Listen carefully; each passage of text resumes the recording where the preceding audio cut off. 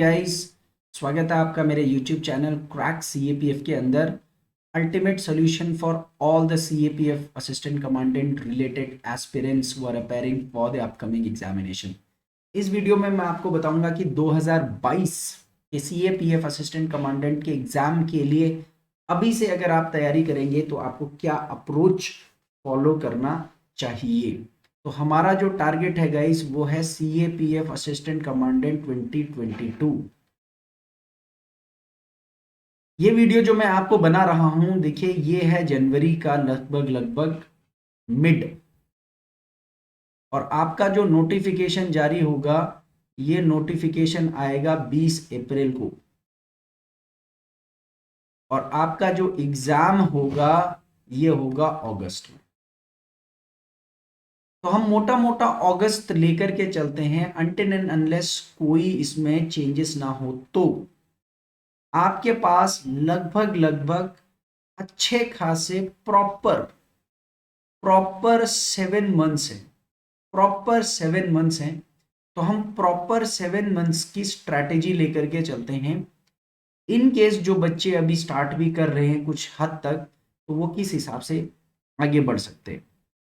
देखिए, सबसे पहले आपको पैटर्न एनालाइज करना बहुत जरूरी है। किसी भी पेपर में आप जाते हैं तो आप उस पेपर का पैटर्न एनालाइज करो कि कहां पर स्कोर करना है आपको। तो आपको ये पता होगा कि जो रिटन होता है उसके 2 पार्ट्स होते हैं। पहला होता है पेपर 1 GS का, उसके बाद होता है पेपर 2 राइटिंग स्किल्स का, और फिर मेडिकल, फिजिकल और इंटरव्यू। तो मार्क्स आपके मेडिकल फिजिकल में नहीं आता है, इंटरव्यू में होता है, पेपर 1 पेपर 2 में होता है। अब आपको एनालाइज करना है कि क्वेश्चन कितने आते हैं। पेपर 1 में 125 क्वेश्चन आते हैं, पेपर 2 में 6 क्वेश्चन आते हैं, इंटरव्यू में कितने भी क्वेश्चन हो सकते हैं, और मार्क्स कितने अलॉट किए जाते हैं। हर क्वेश्चन के 2 मार्क्स होते हैं, तो इंटू 125 करोगे तो 250 नंबर का पेपर 1 का पेपर होता है। पेपर 2 में 6 क्वेश्चंस अलग अलग मार्क्स के होते हैं, जिसके ऊपर मैं आगे आपको वीडियो में लेकर के आऊंगा, मगर टोटल 200 मार्क्स का पेपर 2 होता है, और इंटरव्यू होता है 150 नंबर का। यानी टोटल मार्क्स जिसकी आप फाइट कर रहे हो ये है 600 मार्क्स का। और अगर आप मेरा इससे पहले वाला वीडियो देखोगे तो मैंने 2020 का कट ऑफ भी बता रखा है कि पेपर 1 में कितना कट ऑफ है, पेपर 2 में कितना कट ऑफ है, इंटरव्यू में कितना आपको मिनिमम स्कोर करना है, और टोटल क्या कट ऑफ है कैटेगरी वाइज। चलिए आगे भी मैं आपको बताऊंगा, लेकिन आप देखिए, आप 125 क्वेश्चन और इन 6 क्वेश्चंस के लिए फाइट कर रहे हैं सबसे पहले। तो किस तरीके से पेपर 1 की स्ट्रैटेजी होनी चाहिए, किस तरीके से पेपर 2 की स्ट्रैटेजी होनी चाहिए, और आगे चल करके इंटरव्यू की क्या स्ट्रैटेजी होनी चाहिए। ऐसी क्या पढ़ाई करें कि कुछ कॉमन, जिससे पेपर 1 और 2 और इंटरव्यू तीनों में भी काम आए, खास तौर पर करंट एनालिसिस से लेकर के। इन चीजों को आपको ध्यान में रखना है। तो सबसे पहले यहां पर आप देखिए कि आपका प्राइमरी फोकस क्या होना चाहिए। आपका जो प्राइमरी फोकस होना चाहिए वो 2 चीजों पर होना चाहिए।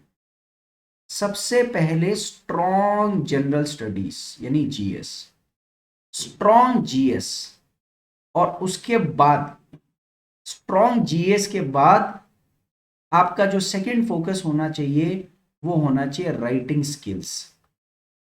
राइटिंग स्किल्स, और वो बेस्ड होना चाहिए करंट की एनालिसिस पर। तो करंट एनालिसिस की राइटिंग की स्किल और स्ट्रॉन्ग बेस होना चाहिए। ये आपका बेस है कह लो या फाउंडेशन है। अगर आपका GS कमजोर है तो आपका राइटिंग स्किल भी कमजोर होगा, और अगर आपका GS राइटिंग स्किल कमजोर है तो आप इंटरव्यू भी नहीं करेक्ट कर पाओगे। तो पहला फोकस मैं हर बच्चे को बोलता हूं कि अपना GS मजबूत करो। और जीएस में भी आप 2 तरीके से जा सकते हो।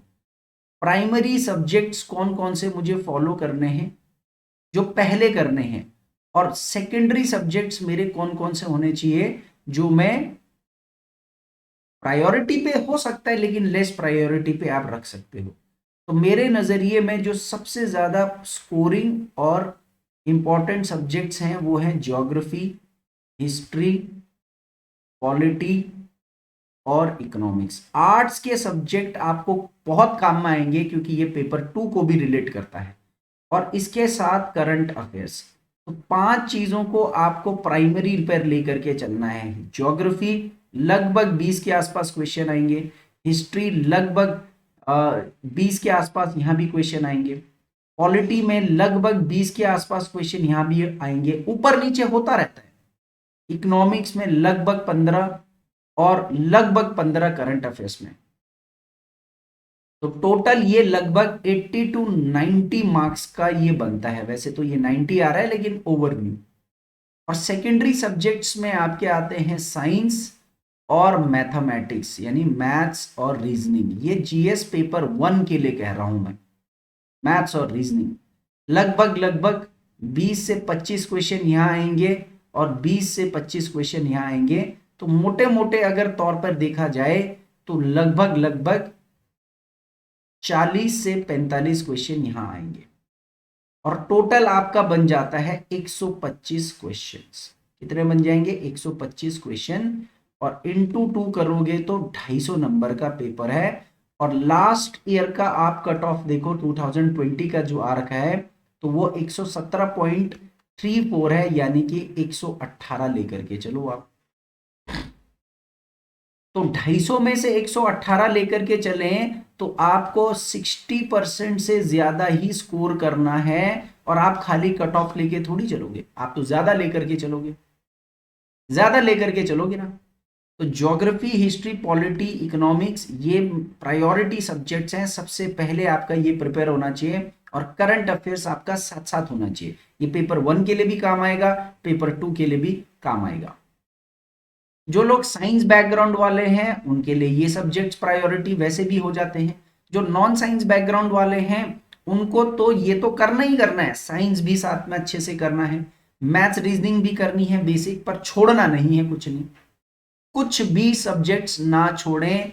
मेरी एक पॉलिसी है सर, पॉलिसी ये है कि do not leave any subject, कोई भी सब्जेक्ट को ना छोड़ें, क्योंकि ये आपको कुछ नहीं पता कि कब कौन सा सब्जेक्ट आपको मेरिट में ऊपर दिला देगा। तो पेपर 2 के लिए आपको ये फॉलो करना है। सब्जेक्ट वाइज स्ट्रैटेजी भी बन सकती है आपकी। अब ये आपके ऊपर है कि आप जीएस के 2 सब्जेक्ट्स को एक साथ में पढ़ो। जैसे आप अगर ज्योग्राफी पढ़ते हैं तो ज्योग्राफी के साथ पॉलिटी पढ़ लो। जब ये कंप्लीट हो जाएगा तो उसके बाद हिस्ट्री पढ़ो और हिस्ट्री के साथ इकोनॉमिक्स कर लो। ये कंप्लीट हो जाएगा तो उसके बाद साइंस के सब्जेक्ट्स पढ़ लो, उसके साथ मैथ्स कर लो। मैथ्स आप थ्रू आउट भी कर सकते हो, थोड़ा थोड़ा थोड़ा करके। 2 सब्जेक्ट का कॉम्बिनेशन सबसे बेस्ट माना जाता है, क्योंकि अगर आपने दो महीने से 3 महीने के आसपास ये 2 सब्जेक्ट पढ़े, 2 से 3 महीने ये पढ़ा, तो आपके पास आराम से 1-1.5 महीना रिवीजन के लिए मिल जाता है। तो जीएस को आपको ऐसे बिल्ड करना है। और करंट अफेयर्स आपको इस तरीके से बिल्ड करना है कि जो आपका जीएस पेपर 1 में 15 से 20 क्वेश्चन के लिए भी काम आए, और पेपर 2 में राइटिंग स्किल में ऐसे आपका करंट अफेयर से आएगा, आर्ग्यूमेंट आपका करंट अफेयर से आएगा, और रिपोर्ट राइटिंग आपका करंट अफेयर से आएगा। ऐसे आपके 80 नंबर के होंगे, आर्ग्यूमेंट 40 नंबर का होगा, रिपोर्ट 20 नंबर का होगा। तो लगभग लगभग 140 नंबर का पेपर आपका 200 में से ये करंट से रिलेट करके पूछा जाएगा। तो पेपर 2 के लिए आपको डेली, ये याद रखिएगा, कम से कम डेली एडिटोरियल तो करना ही करना है। और इसके अलावा और क्या करना है उसके लिए भी मैं एक डीप वीडियो लेकर के आने वाला हूं, लेकिन अभी मैं आपको एक ओवरऑल स्ट्रैटेजी बता रहा हूं। क्योंकि आप देखिए कि जो ज्यादातर बच्चे फेल हो रहे हैं वो पेपर 2 में नहीं चल पा रहे हैं। पेपर 1 जीएस फिर भी अच्छा कर रहे हैं लेकिन पेपर 2 नहीं चल पा रहे हैं। तो आपको इस बात का खास ध्यान रखना है कि आपको पेपर 2 का प्रिपरेशन भी साथ साथ करना है। राइटिंग रोज एक आपको एसे या आर्ग्यूमेंट या रिपोर्ट लिखना ही लिखना है, अपने टाइम टेबल में जोड़ दीजिए। मैं जब क्लासेस हम लोग करते हैं तो हम लोग रोज क्लासेस कराते हैं पेपर 2 के लिए भी। तो ये आपके प्रायोरिटी सब्जेक्ट्स हैं जिसको आपको फॉलो करना चाहिए। अब आप अपने हिसाब से अपना टाइम मैनेजमेंट करिए, ठीक है, अपने हिसाब से आपका टाइम मैनेजमेंट होना चाहिए, क्योंकि अभी आपकी तैयारी रिटन की है। तो आप फोकस करिए जीएस पेपर 1 के जो 2 सब्जेक्ट्स हैं उसके लिए आपको कितने आवर्स अलॉट करने हैं। तो मेरे दृष्टिकोण से ये सिचुएशन सबकी अपनी अपनी होती है, लेकिन कम से कम 2 से 3 घंटे आपको एक 2 सब्जेक्ट्स को डिवोट करने हैं पेपर 1 को लेकर के। और जो पेपर 2 है, पेपर 2 में खास तौर पर आपको ऐसे राइटिंग और आर्ग्यूमेंट की प्रैक्टिस करनी है। खास तौर पर ऐसे और आर्ग्यूमेंट की तो प्रैक्टिस करनी है, तो इस पर आपका डेली 1 टॉपिक होना चाहिए। हिंदू का एडिटोरियल पढ़ो, इंडियन एक्सप्रेस का एडिटोरियल पढ़ो और उसको अपनी लैंग्वेज में लिखो। राइट इन योर लैंग्वेज, अपनी लैंग्वेज में शाम को लिखो, है ना। तो डेली एक टॉपिक होना चाहिए। इस पर आपको कितना टाइम देना है? लगभग सर 30 मिनट से लेकर के 1 आवर तक तो पढ़ना और एनालिसिस में ही लग जाता है ना। और उसके साथ एक्स्ट्रा 25 टू 30 मिनट्स आपको खुद से लिखने के लिए लग सकता है। तो 1 से 2 घंटे आपको पेपर 2 के लिए भी देना है। तो ऑन एन एवरेज फिर रिवीजन भी आपका साथ साथ चलता रहेगा। जो चीजें पढ़ रहे हो साथ साथ रिवीजन करते रहो। तो कम से कम 1 to 2 आवर का रिवीजन भी होना चाहिए। सर मैं यहां पर बोलता हूं, do not keep revision pending. Revision को पेंडिंग में ना डाले, फेल हो जाओगे, पाइल अप हो जाएगा। रिवीजन स्ट्रैटेजी एक अलग स्ट्रैटेजी है जिसके ऊपर भी डेप्थ वीडियो ले आऊंगा मैं बना करके। जुड़े रहिएगा, शेयर करते रहिएगा। कम से कम इतना टाइम मैनेजमेंट आपको करना ही है। और ओवरऑल अगर देखा जाए तो ओवरऑल आपको एक दिन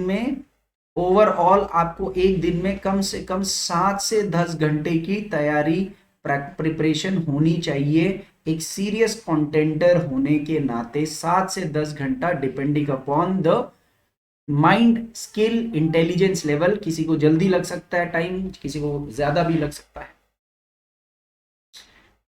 बट आपको ब्रेक नहीं करना है। और इन बिटवीन वाइल प्रिपेयरिंग या वाइल स्टडिंग, एक चीज ध्यान दीजिएगा कि पढ़ने के बीच बीच में आपको इन बिटवीन एक चीज करनी है, और वो है PYQ एनालिसिस। बहुत सारी किताबें हैं टॉपिक वाइज, जो भी आप सब्जेक्ट पढ़ रहे हो टॉपिक वाइज या subject wise previous year questions को देखते रहिए कि आपसे सॉल्व हो रहे हैं या नहीं हो रहे हैं, या कौन से क्वेश्चंस फ्रीक्वेंटली पूछे जा रहे हैं। तो यहां से आपको करना है कि फ्रीक्वेंटली आस्क्ड टॉपिक्स कौन कौन से हैं उनको और अच्छे से थॉरो करो। समझ रहे हो? जो फ्रीक्वेंटली आस्क्ड टॉपिक्स हैं उनको और अच्छे से थॉरो करो, है ना। तो प्रीवियस ईयर क्वेश्चन एनालिसिस होना बहुत जरूरी है। ये आपको हेल्प करेगा कि आपकी जो प्रिपरेशन है वो राइट डायरेक्शन में है या नहीं है, आप कहीं गलत टॉपिक्स तो नहीं पढ़ रहे हो। तो ये करते रहना है टॉपिक वाइज, मस्ट है। प्रीवियस ईयर एनालिसिस मस्ट है, इसको साथ साथ करते रहो। सो एनसीईआरटी के एंड के क्वेश्चन सॉल्व करो, साथ साथ में ये भी कर सकते हो आप। ये आपका स्ट्रैटेजी होना चाहिए। इसके साथ आपको कौन कौन सी बुक्स पढ़नी चाहिए, इसके लिए मैं अगला वीडियो लेकर के आऊंगा। आपको और क्या क्या हेल्प चाहिए CAPF के लिए आप कमेंट में जरूर लिखिए, मैं उस पर आपको वीडियो बना करके शेयर कर दूंगा। जय हिंद ऑल ऑफ यू।